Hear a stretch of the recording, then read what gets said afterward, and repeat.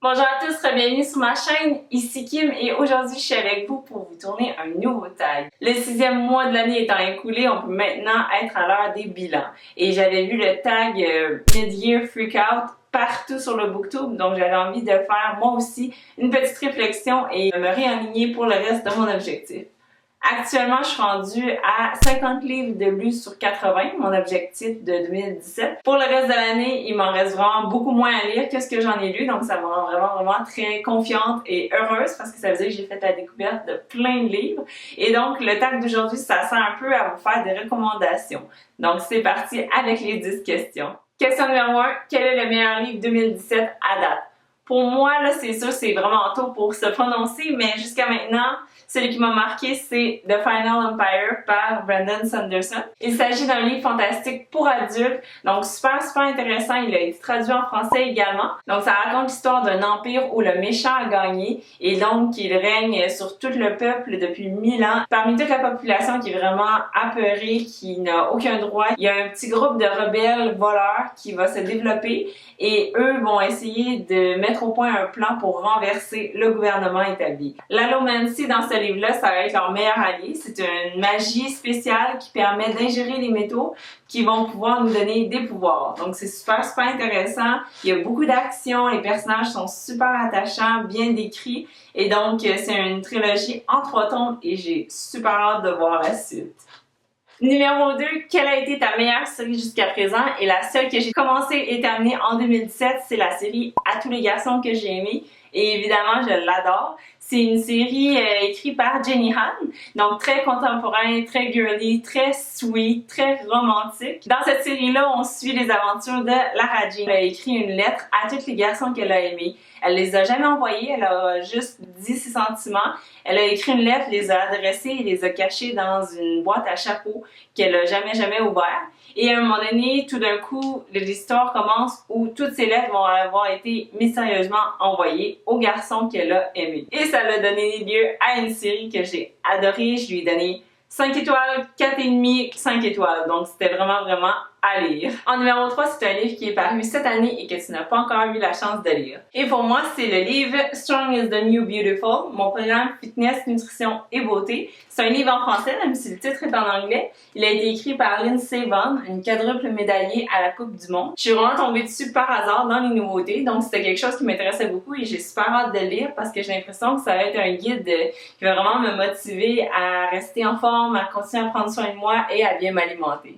En numéro 4, ça se trouve être une nouveauté très attendue. Ce sera le nouveau livre de Patrick Sénécal qui a été annoncé Il y aura des morts. Sinon, il y avait aussi Josée Bournival, une auteure que j'apprécie énormément, qui m'a dit dans le dernier salon du livre, je crois, qu'elle allait publier un autre livre à l'automne de cette année-ci. Donc, j'ai super hâte. Je sais même pas ce qu'est le sujet, puis c'est sûr que je l'achète puis que je le lis. Donc, ce serait à surveiller.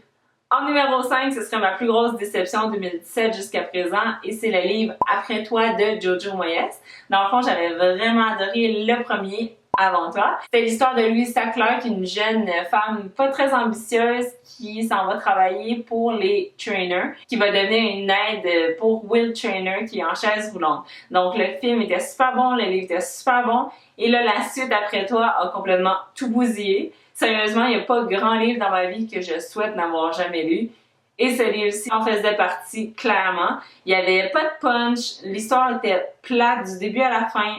On reconnaissait même pas les personnages qu'on avait connus. La suite amenait absolument rien à l'histoire, même que je trouvais que ça la dégradait. Donc vraiment, ne lisez pas la suite, ça en vaut pas la peine.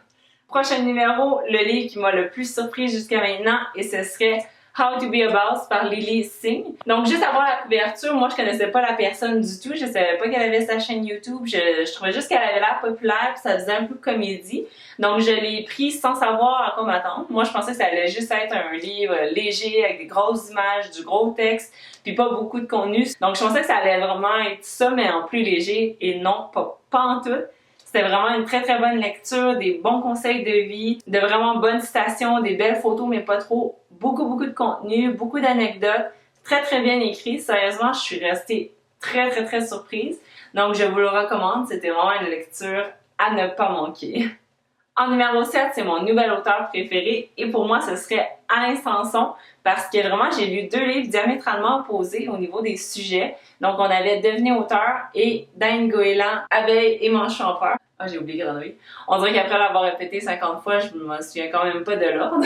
Dans le fond, ce sont 2 livres pratiques. Un sur comment écrire un livre et l'autre comment être un bon leader et réussir dans la vie. Donc 2 sujets super bien exploités, bien expliqués, des trucs à retenir et j'ai été vraiment très satisfaite de mes 2 lectures, donc ça va être un auteur à surveiller. En numéro 8, quel a été ton crush fictif? Donc le gars sur lequel tu as trippé le plus, et pour moi ce serait le personnage de Wallace de Eliza and Her Monsters.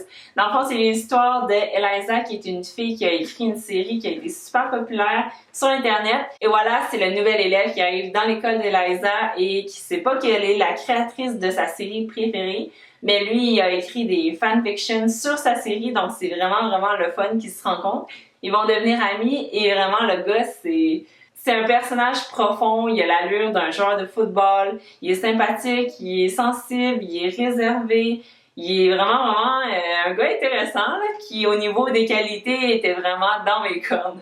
Donc j'ai vraiment beaucoup de plaisir à lire ses aventures dans le livre.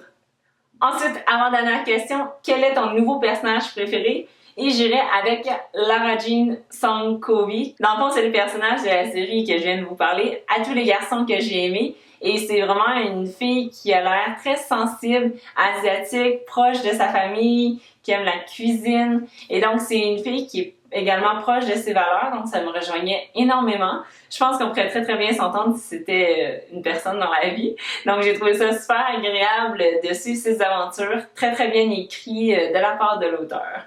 Et finalement, numéro 10, il y en avait un peu plus que ça dans le tag original, mais moi je trouvais ça un peu trop long, 15-20 questions, je m'en souviens plus. Donc je vais couper ça à 10 et pas avec n'importe quelle question. Quel livre t'a fait pleurer? Je sais pas, là. J'ai vraiment beaucoup pleuré sur les livres cette année jusqu'à présent. Et celui qui a vraiment retenu mon attention, c'est The Final Empire, encore une fois. C'est pas pour rien que je l'ai nommé comme meilleur livre de l'année 2017 jusqu'à présent. Et pourquoi je lui ai donné 5 étoiles sur 5? J'ai pleuré à 2 ou 3 reprises, mais comme vraiment beaucoup, comme les gens me regardaient puis ils pensaient que quelqu'un était mort dans ma famille. J'ai adoré ma lecture, donc vraiment... c'était vraiment un beau livre à lire et j'ai vraiment hâte de lire la suite, le 2 et le 3. J'espère qu'ils vont être moins intenses, mais en même temps, j'adore pleurer sur les livres parce que je trouve que ça montre toute la force du livre, justement, de pouvoir nous faire vivre des émotions aussi fortes comme dans un film. Et voilà, c'est tout pour ce tag-ci. J'espère que vous l'avez apprécié. Likez-le si c'est le cas. En finissant, j'aimerais ça taguer à mon tour plusieurs personnes. Donc, j'aimerais taguer la BiblioGeek, la Bibliothèque Jaune, LM Bouquinet et Tania de la chaîne Read, Listen, Feel. Donc à mes 4 collègues booktubers, faites le tag s'il vous intéresse et si ça vous tente de vous amuser un peu. Et finalement à vous tous, j'espère que vous allez vous fixer des objectifs et c'est pas grave si vous les réussissez pas. Dans le fond, c'est vraiment juste pour vous amuser et pour lire plus au final. Je vous souhaite de passer une très bonne journée et si jamais vous avez besoin de motivation, d'inspiration, de divertissement, abonnez-vous à ma chaîne. Sur ce, à la prochaine. Bye bye!